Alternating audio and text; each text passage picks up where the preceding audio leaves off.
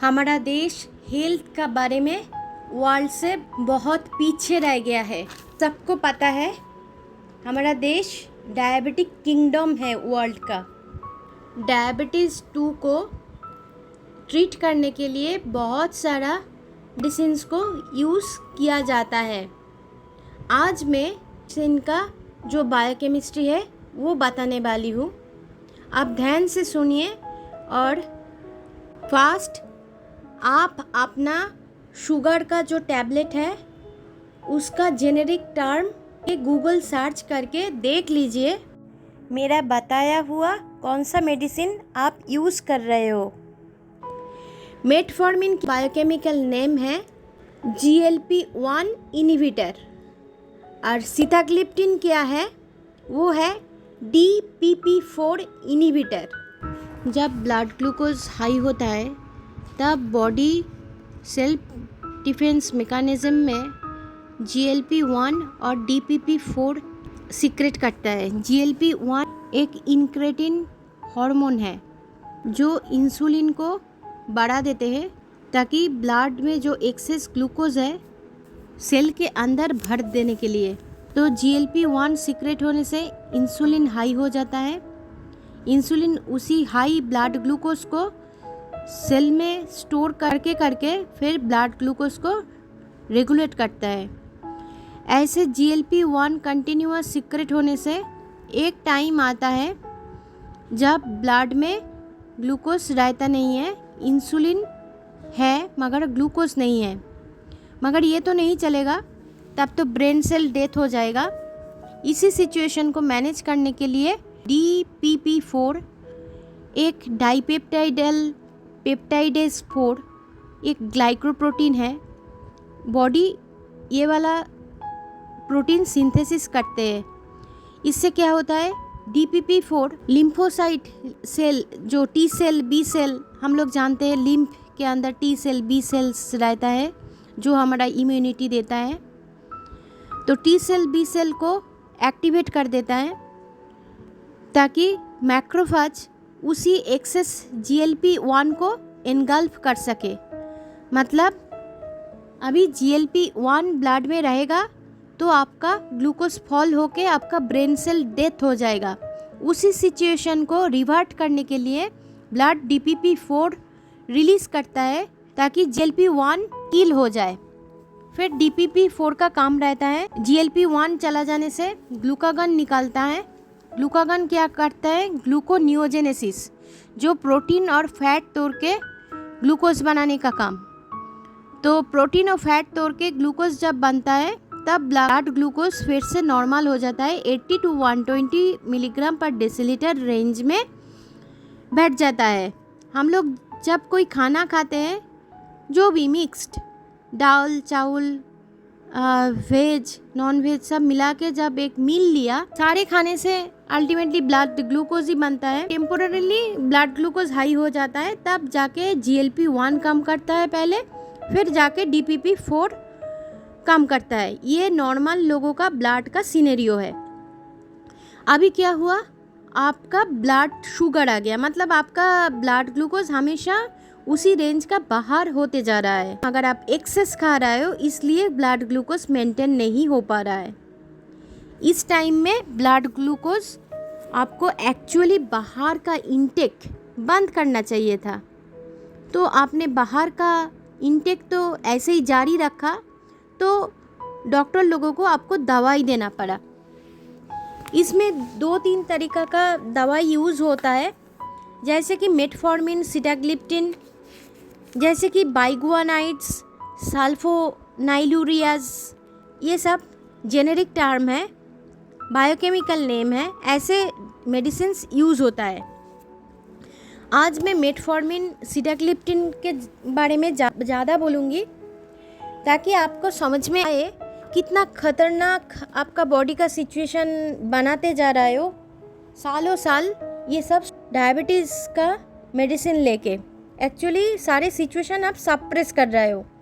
Metformin जो क्या होता है एक्टिव GLP-1 इनहिबिटर मतलब बंद कर देता है। सीताग्लिप्टिन वो है DPP-4 इनहिबिटर मतलब वो जो DPP-4 निकालता है GLP-1 को इनगल्फ करने के लिए वो बंद कर देते हैं सिटाग्लिप्टिन। जनरली मैंने नोटिस किया मेडिसिन जो बाज़ार में घूमता है 50/500 इसी एक कॉम्बिनेशन में चल रहा है। का बॉडी सेल्फ डिफेंस मैकेनिज्म में जितना GLP-1 सीक्रेट कर सकता था उसका आधा करेगा। DPP-4 500 दिया, GLP-1 तो आधा निकला मगर DPP-4 बिल्कुल निकलेगा ही नहीं, क्योंकि DPP-4 निकालने का तरीका बंद कर दिया गया है। तो जाके क्या हुआ, ग्लूकागन और निकलेगा ही नहीं। पूरा ब्लड में इंसुलिन ही है। जितना ज़्यादा आप ग्लूकोज डालो ब्लड में, सारे लेके वो सेल के अंदर भर भर के रखेगा। फिर हम लोग ओवरवेट बनेंगे। हम लोग तो मनुष्य से दानव तो नहीं बन सकते हैं। हाइट तो ठीक ही रहेगा मगर वेट बढ़ते जा रहा है। पहले वेट बढ़ेगा, फिर लीवर जाके उसका साइज़ बढ़ा लेगा, फैटी लीवर हो जाएगा। इसी सिचुएशन से हाइपरटेंशन आएगा, कोलेस्ट्रॉल आएगा, kidney stone, gall bladder stone, cataract, ये सब आएगा। ये तो मामूली सा है आज के हिसाब से, मगर जो खतरनाक चीज़ है वो क्या होगा, आपको पूरी तरह से हाइपोग्लाइसेमिक बना दिया गया है। आपका ब्लड में ऑलवेज इंसुलिन होने से आपका जल्दी जल्दी भूख लग जाएगा और आप ज़्यादा खाना खाते रहोगे। ग्लूकोनियोजेनेसिस बिल्कुल बंद हो जाएगा। आपको एडवाइस दिया जाएगा आप खाली पेट नहीं रहने का, 2 घंटे के अंदर अंदर खाना खा लेना, क्योंकि 4 घंटे का जो गैप था, 2 घंटे इंसुलिन का काम था, 2 घंटे ग्लूकागन का काम था, वो ग्लूकागन का काम बंद कर दिया गया है। तो आपको 2 घंटे बाद भूख लग जाएगा और आप हाइपोग्लाइसेमिक भी हो जाओगे। तो आपको खाना फूड इनटेक करना पड़ेगा। इसके वजह से आप overweight, fatty liver, hypertension, cholesterol सबको इनवाइट कर लोगे। उससे भी खतरनाक जो चीज़ होगा, सेल के अंदर ग्लूकोज को भर भर के रख रहा है, मतलब ट्यूमर्स ग्रो कर रहा है। ट्यूमर्स बिनाइन भी हो सकता है, मैलिग्नेंट भी हो सकता है। आपका बॉडी जब तक सेल्फ डिफेंस मैकेनिज्म कर पाएगा तब तक आपका बॉडी के अंदर जितना सारा ट्यूमर्स है वो बिनाइन रहेगा। जब ये मैकेनिज्म फेल कर जाएगा, जब ऑटो इम्यूनिटी फेल कर जाएगा, तब जाके आपका कैंसर बन जाता है। मतलब आपने केयरफुल नहीं हुआ, डाइट का नॉलेज नहीं है, बाहर से किसी ने आपको गाइड नहीं किया, अनलिमिटेड सेल डिवीजन हो जाता है, कैंसर बन जाता है। इसलिए कैंसर पेशेंट लोगों के अंदर DPP-4 बिल्कुल नहीं होता है ब्लड में। ये DPP-4 को कैंसर का बायोमार्कर माना जाता है। सेम र्यूमाटॉयड आर्थराइटिस जिन लोगों का है, उन लोगों का शरीर में भी DPP-4 नहीं है। तो आप लोग सोचिए, आप ऐसे ही सालों साल शुगर का दवाई लेते जाओगे तो ऐसे ही सिचुएशन आपका ब्लड में हो जाएगा। GLP-1 DPP-4 ये नील हो जाएगा। और जो बाइगुआनाइड्स है माइटोकॉन्ड्रिया लेवल में ये काम करता है और भी खतरनाक है।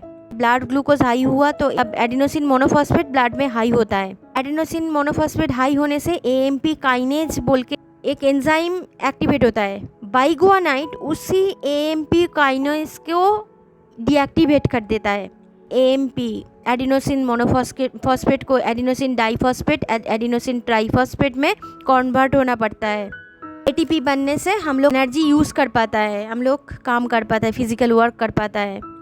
AMP काइनेज डीएक्टिव होने से ग्लूकोनियोजेनेसिस, प्रोटीन सिंथेसिस, लाइपोजेनिक एंजाइम, ये हार्मोन्स, ये सब तैयार होना बंद हो जाता है।